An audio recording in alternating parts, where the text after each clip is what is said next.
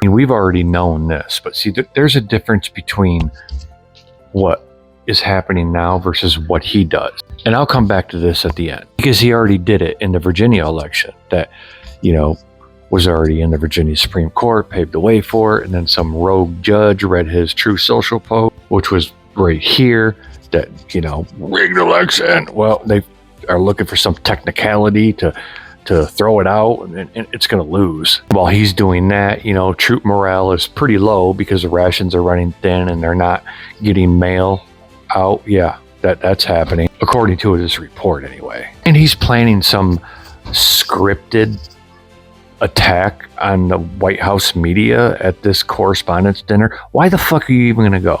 I mean, really, he's fucking ruined everything. What's he going to do? Try to get back at Obama? He's already attempted that how many times? Many people believe that's the reason why he decided to run. You remember that? Because this is the kind of president he is. Oh, look at the boom booms. Aren't they great? As soon as the polls close, boom, rigged election. And as I said, I promise I'd come back to this. The difference between what he is doing and what other entities are doing is, see, they waited, they evaluated, they did analysis. They did the same analysis, the same methods that they did, when they checked on that Venezuela one that happened before the 2024 one here. And I think that one happened in August of 2024.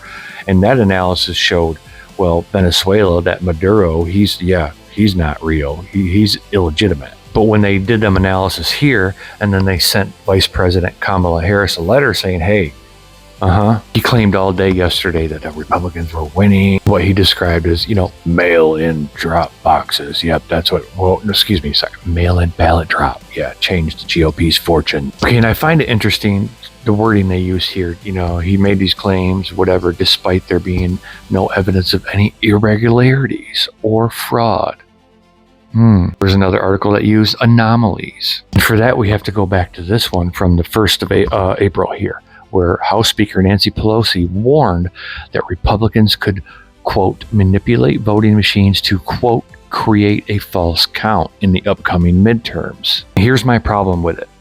When real experts, real people, real election experts from universities, real cybersecurity experts analyzed the 2024 election we had, and they then sent Vice President Kamala Harris a letter saying, hey, something's not right here.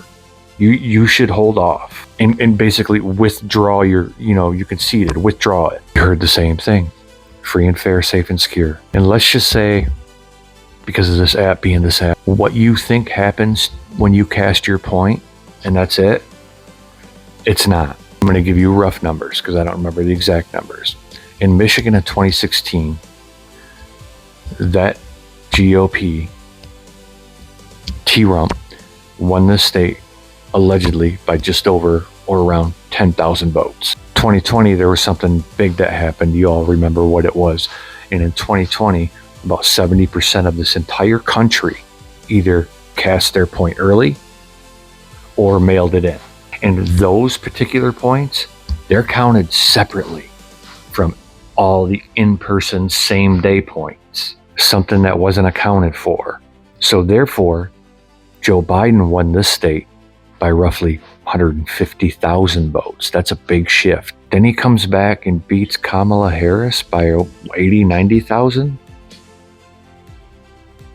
Look, I know my state, but let me give you some final historical context here. Before Trump stepped in the picture, yes, we have Trumpers here, but the majority of our population live in just 3 major metropolitan areas: the greater Grand Rapids area, the greater Detroit area, and the greater Lansing area.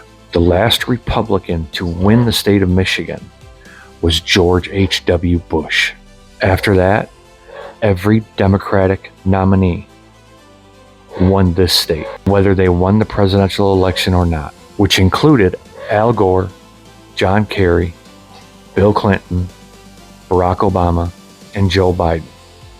And as I said, yeah, we have Trumpers here, but not that many, which is why in 2022, during the midterms, Michigan went blue, a trifecta blue, for the first time in 40 years.